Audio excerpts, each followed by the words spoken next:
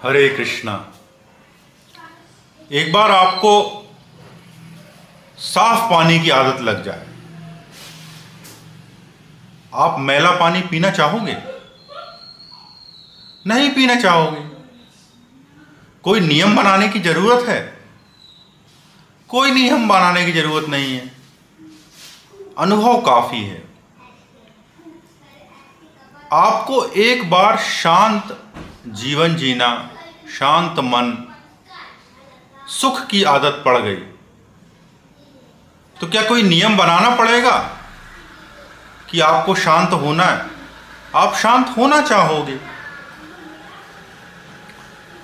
समस्या यही आ रही है कि लोग शांत मन का स्वाद ही भूल गए,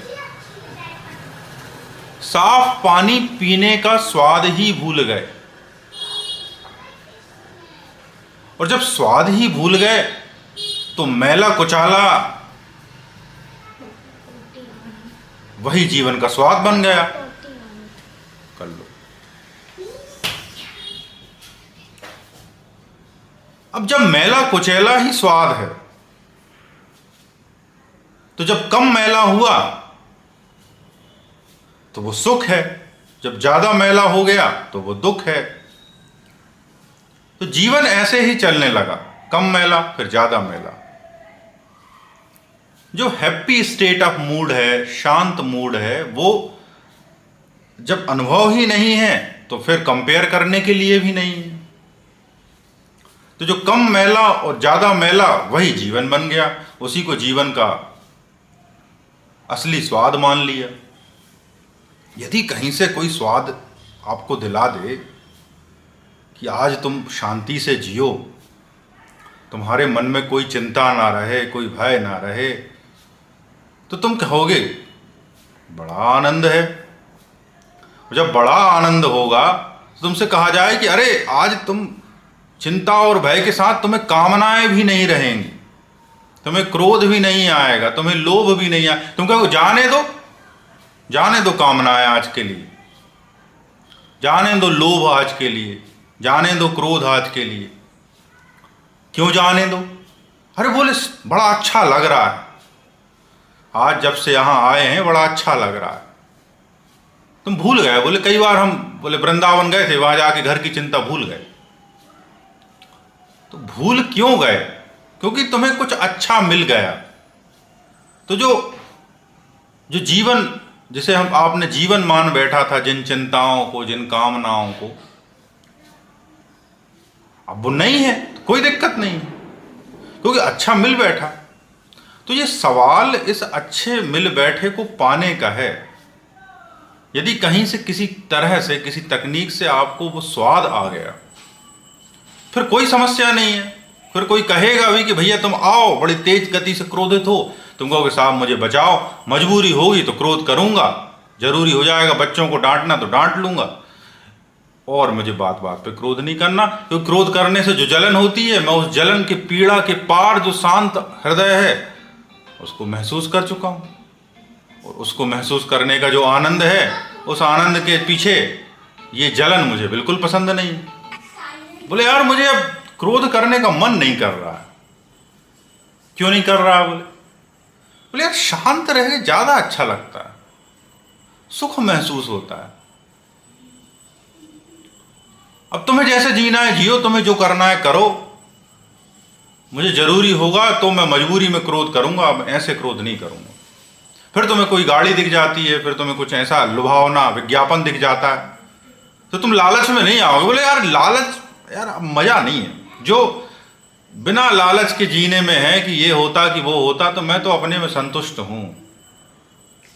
और जो बिना लालच के जीने का स्वाद एक बार आपको आ गया कि अब लालच में नहीं फंसना, तो जो लालच में नहीं फंसना, क्योंकि जब तक फंसे थे, जब तक तनाव के सिवा कुछ नहीं पाया, तो अब तुम्हें एक नया लालच पकड़ जाएगा कि यार मुझे अब शांत रहना है। ये भी एक लालच, ऐसा तो है नहीं कि लालच के पार है। अब शांत रहना है, खुश रहना, तो ये भी लालच है। लेकिन कम से कम कुछ तो इंप्रूवमेंट आया, कहीं तो पहुंचे कि अब इस लालच में नहीं फंसना है। तो विज्ञापन आ रहा है, उसमें नई गाड़ी का मॉडल आ रहा है, अब आप उस लालच में नहीं फंसोगे। मेरे पास गाड़ी है, सफिशिएंट, ऐसा नहीं है कि अब आपको समझ आ गया, ये ट्रैप समझ आ गया कि ये लालच है, ट्रैप है। अब लालच की ट्रैप में आप फंसना नहीं चाहोगे। क्यों नहीं फंसना चाहोगे? क्योंकि आपको एक उसके पार सुख की जो थी अनुभूति वो हो गई। जरूरी होगा तो आप गाड़ी ले लोगे, जो भी ले सकते हो वो लेना चाहोगे वो ले लोगे। यदि आपके लिए आवश्यक होगा, जीवन की जरूरत होगी और संसाधनों की आवश्यकता है, आपके पास संसाधन है, उनको लेने की जरूरत है तो ले ली। विज्ञापन के लालच में, लुभावन में, दूसरों को देख के करने में जो लालच आता है, उस लालच के पार जाने के लिए कोई नियम बताने की जरूरत नहीं पड़ेगी कि ये नियंत्रण रेखा है।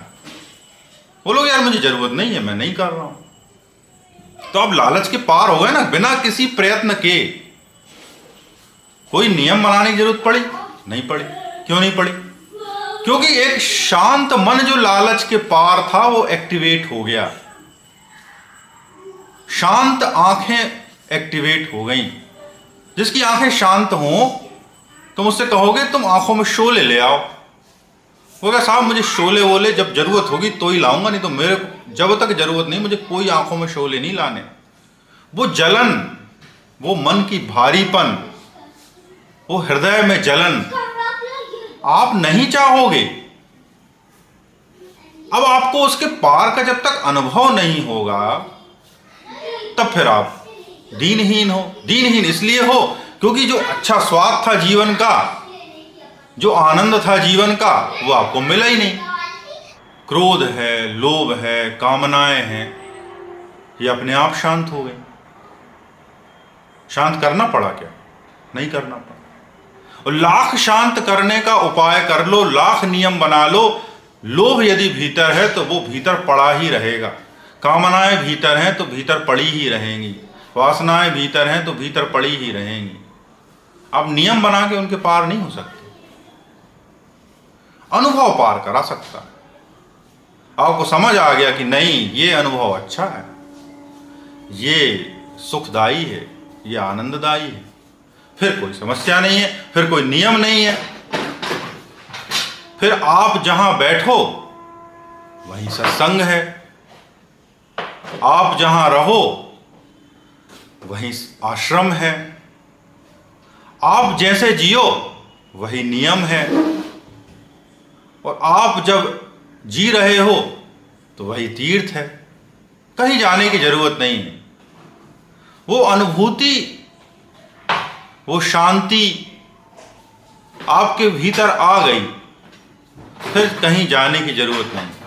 फिर वो केवल उपक्रम मात्र है, उसकी आवश्यकता नहीं। और जब तक आपके भीतर वो शांति, वो स्थिरता, वो सौंदर्य नहीं आया है, तब तक आपको चैन से नहीं बैठना चाहिए। क्योंकि जब धरती पे एक व्यक्ति को आया है तो फिर आपको क्यों नहीं आया है, ये उत्कंठा आपके हृदय में होनी चाहिए।